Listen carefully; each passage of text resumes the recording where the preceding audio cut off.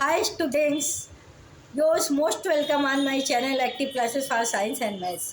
आज हम आपको फिजिक्स की इस क्लास में इक्वेशन ऑफ मोशन के बारे में बताने जा रहे हैं कि कितने टाइप के इक्वेशंस होते हैं।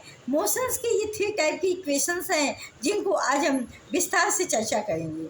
फिजिक्स में हम आपको बताएं कि इसके प्रीवियस क्लास में हमने आपको इक्वेशन नहीं बताया था, सिर्फ हमने आपको मोशन के बारे में चर्चा की थी और टाइप्स ऑफ मोशन के बारे में चर्चा की थी। लेकिन आज हम आपको ये बताने जा रहे हैं कि मोशन के इक्वेशन कैसे बनते हैं और कैसे कैलकुलेशन किया जाता है किसी चीज़ का। तो आज हम पहली बात इक्वेशन बताएंगे, इसके बाद इस पर आप वैल्यू पुट करके आप इससे कोई भी चीज़ जैसे initial velocity, final velocity, acceleration, time calculate आप कर सकते हैं। तो देखिए, इक्वेशन ऑफ मोशन, जो भी मोशन होता है स्टूडेंट, उसके लिए इक्वेशंस भी बने हैं। मोशंस के लिए मोशन तो है लेकिन उसके लिए इक्वेशन भी बने हैं। लेकिन ये इक्वेशन उस मोशन के लिए है जब कोई चीज़ हम ऊपर की तरफ फेंके और वो नीचे की तरफ आती है, या कोई चीज़ ऊपर जा रही है नीचे की तरफ आ रही है, तो उसमें एक्सीलरेशन कितना होगा, उसमें टाइम कितना लगेगा, उसमें इनिशियल वेलोसिटी कितनी होगी, फाइनल वेलोसिटी कितनी होगी, इसी पे आज हम चर्चा करेंगे। Equation of motions, there are 3 types of equations of motion. तीन तरह के इक्वेशन, 3 इक्वेशंस ऑफ मोशंस हैं। फर्स्ट इक्वेशन ऑफ मोशन देखिए, फर्स्ट इक्वेशन ऑफ मोशन को वेलोसिटी टाइम रिलेशन कहते हैं। फर्स्ट इक्वेशन ऑफ मोशन को वेलोसिटी टाइम रिलेशन कहते हैं, क्योंकि इस इक्वेशन में आपको दिखेगा टाइम, आपको दिखेगी वेलोसिटी, और वेलोसिटी आपको दोनों दिखेगी, फाइनल वेलोसिटी भी दिखेगी और इनिशियल वेलोसिटी भी दिखेगी। फाइनल वेलोसिटी भी दिखेगी और इनिशियल वेलोसिटी भी दिखेगी। और एक्सीलरेशन जो आपका है वो कांस्टेंट रहता है, वो कांस्टेंट रहता है, उसके लिए इसके लिए चेंजिंग करने की कोई ज़रूरत नहीं है। तो first equation of motion v is equal to u plus a t. First equation of motion v is equal to u plus a t, where v is equal to final velocity. v is equal to final velocity कहने का मतलब जब last वाली velocity हो वो final velocity होती है, और u is equal to initial velocity, जो भी जिस वेलोसिटी से आप पहले किसी बॉडी को ऊपर की तरफ फेंके हैं या कहीं भी वो बॉडी इनिशियल स्टेज में जो है वेलोसिटी, उसकी u से डिनोट की जाती है। a मीन्स होता है एक्सीलरेशन स्टूडेंट, और t मीन्स होता है टाइम। कहने का मतलब वो बॉडी को इनिशियल वेलोसिटी से फाइनल वेलोसिटी आने में जो एक्सीलरेशन लगा, ओवरऑल उसमें टाइम कितना लगा, ये t के द्वारा डिनोट किया जाता है। तो अगर आपको यहाँ पर कोई बॉडी रेस्ट पोजीशन में है तो उसकी वेलोसिटी 0 मानी जाती है। उसका जो इनिशियल वेलोसिटी है, अगर कोई बॉडी रेस्ट से स्टार्ट कर रही है मूवमेंट, तो उसका जो इनिशियल वेलोसिटी u है वो 0 माना जाता है। और ए एक्सीलरेशन अगर आपको निकालना है, अगर टाइम दे दिया जाए और उसकी लास्ट वेलोसिटी दे दिया जाए, तो इस इक्वेशन से आप we have to calculate, you have to calculate the acceleration of the any body in any body by this equation.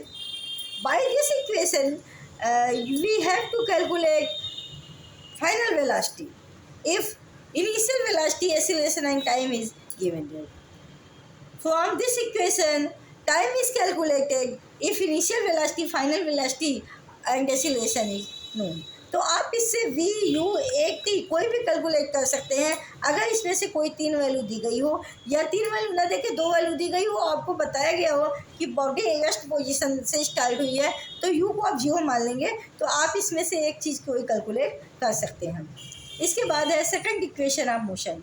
Second equation of motion में स्टूडेंट आपको इसको इसको पोजीशन टाइम रिलेशन कहते हैं। पोजीशन टाइम रिलेशन मीन्स किस position पे पहुंची, यानी कितना डिस्प्लेसमेंट इसने ट्रेवल किया या कितना दूरी इसने ट्रेवल की। तो ये इक्वेशन है पोजीशन टाइम रिलेशन। तो इसमें क्या आपको दिखेगा, यस मीन्स कि बॉडी के द्वारा कितना डिस्टेंस ट्रेवल किया गया, डिस्प्लेसमेंट जिसको कहते हैं। You initial velocity, T time, half एक कांस्टेंट वैल्यू है ए और टी स्क्वायर। अगर इस इक्वेशन में आपको कोई बॉडी रेस्ट पोजीशन से मूवमेंट स्टार्ट करती है, उसका एक्सीलरेशन और टाइम दिया है, तो वो बॉडी कितना अगर कह दिया जाए कि आप डिस्टेंस निकालिए या बॉडी द्वारा कवर किया गया दूरी निकालिए, तब आपको ये वाला इक्वेशन यूज करना पड़ेगा। समझ रहे हैं? तब आपको ये इक्वेशन यूज करना पड़ेगा। इसके बाद है third equation of motion. Third equation of motion में उसमें पोजीशन दी गई रहेगी, यानी यस डिस्प्लेसमेंट, पोजीशन माने यस, यस मीन्स डिस्प्लेसमेंट भी हो सकता है, आप जिसको डिस्टेंस भी कर सकते हैं। इसमें आपको पोजीशन वेलोसिटी रिलेशन दिया गया होगा, मतलब इसमें यस दिया गया होगा और टी यहाँ पे नहीं दिया जाता है, टाइम यहाँ पे नहीं दी गई है। यहाँ पे फाइनल वेलोसिटी दी गई, इनिशियल वेलोसिटी दी गई है और यहाँ पे एक्सीलरेशन दिया गया है और यहाँ पे यस दिया गया है। मान लीजिए आपको फाइनल वेलोसिटी दी गई हो और यहाँ पर इनिशियल वेलोसिटी दी गई हो, टाइम पता ना हो, टाइम पता नहीं, एक्सीलरेशन दिया गया हो, तो यस की वैल्यू आप इस इक्वेशन से नहीं तब कैलकुलेट कर पाएंगे, तब आप इस इक्वेशन से कैलकुलेट कर पाएंगे। वहाँ पे भी अगर रेस्ट पोजीशन से कोई बॉडी स्टार्ट हुई है तो यू इक्वल टू 0 रखना पड़ेगा। समझ रहे हैं? तो ये थी आपकी third equation of motion, second equation of motion, first equation of motion. तीन तरह के हमने तीन टाइप के हमने इक्वेशंस ऑफ मोशन के आपके सामने चर्चा की है। इसमें क्या है, अगर आपको मान लीजिए इनिशियल वेलोसिटी दी गई, ए दिया गया, एस दिया गया, तो अंतिम वेलोसिटी भी, फाइनल वेलोसिटी भी कैलकुलेट कर सकते हैं। या यहाँ पे ए दिया गया, एस दिया गया, फाइनल वेलोसिटी, इनिशियल वेलोसिटी भी कैलकुलेट कर सकते हैं। तो ये सारे थे फिजिक्स में इक्वेशन ऑफ मोशंस। लेकिन स्टूडेंट, अगर ये मूवमेंट, ये मोशन अंदर तक ग्रेविटी हो रही हो, यानी अर्थ किसी बॉडी को खींच रही हो अपनी तरफ, अर्थ किसी बॉडी को अपनी तरफ अट्रैक्ट कर रही हो, तो ऐसे केस में एक्सीलरेशन की जगह ए न रख के हम लोग जी रख देते हैं, क्योंकि वो मोशन हमारा अंडर ग्रेविटी मोशन हो जाता है। इसलिए यहाँ पे हम एक की जगह पे जी रख देते हैं। जैसे हम यहाँ पे v equal to u plus t लिखे हैं, तो v equal to u plus g t हो जाएगा। s equal to u t plus half g t square हो जाएगा। v square equal to u square plus 2 g s हो जाएगा। लेकिन कब? जब अर्थ के कांटेक्ट में कोई बॉडी हो और अर्थ उसको अटैक कर रही हो, तो एक्सीलरेशन की जगह ग्रेविटेशनल एक्सीलरेशन रखा जाता है, जहाँ पे जी रखा जाता है स्मॉल जी, और स्मॉल जी की वैल्यू होती है 9.8 या मीटर पर सेकेंड या फिर 10 रखते हैं। तो आप ये समझ गए होंगे। और ये सारा काम कब का था? जब बॉडी नीचे की तरफ आ गई तब का। अब हम फिर आपको बताएंगे जब ये बॉडी अगेंस्ट ग्रेविटी जाती है तो क्या करना पड़ेगा। तब आपको यहाँ पे ए के स्थान पे सब जगह जी रखना पड़ेगा। समझ रहे हैं? जहाँ जहाँ ए है वहाँ वहाँ जी रखना पड़ेगा। और ऊपर की, मतलब अगर हमारा अर्थ के अगेंस्ट ग्रेविटी काम कर रही है तो ए के प्लेस पे जी रखना पड़ेगा और प्लस के प्लेस पे सब जगह माइनस लगाना पड़ेगा, क्योंकि हम पृथ्वी से, हम अर्थ से अपोजिट डायरेक्शन में जा रहे हैं। समझ रहे हैं? तब आपको रखना पड़ेगा v is equal to u minus g t, s is equal to u t minus half g t square, v is equal to u square minus half 2 g S.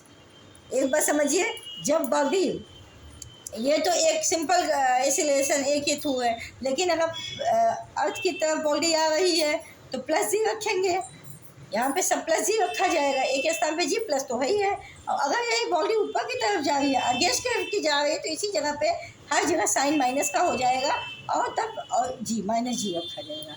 तो ये बात हमारी आप समझ गए होंगे। ये अपोजिट ग्रेविटी है, टूवर्ड्स ग्रेविटी है ये क्वेश्चन, लेकिन इक्वेशन ऑफ मोशन ये 3 दिए गए हैं।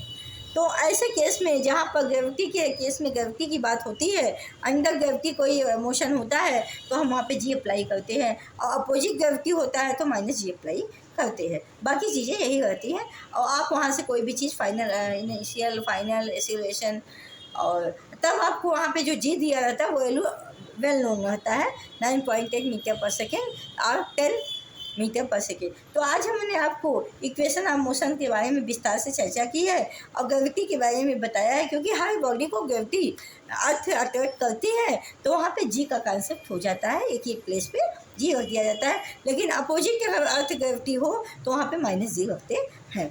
सो स्टूडेंट, आज के लिए इतना ही। कल फिर मिलेंगे न्यू टॉपिक के साथ, न्यू एनर्जी के साथ। All the best, take care, thank you so much, good afternoon. अगर आपको हमारा वीडियो ये पसंद आता है, इसको शेयर, लाइक, सब्सक्राइब करना ना भूलिएगा। फिर आपको हम और भी इससे अच्छा और भी बेटर क्लास देने का प्रयास करेंगे। Thank you so much. आप अपने पार्टिसिपेशन को बनाए रखिए और हम आपको पूरा देने का प्रयास करेंगे। Thank you so much.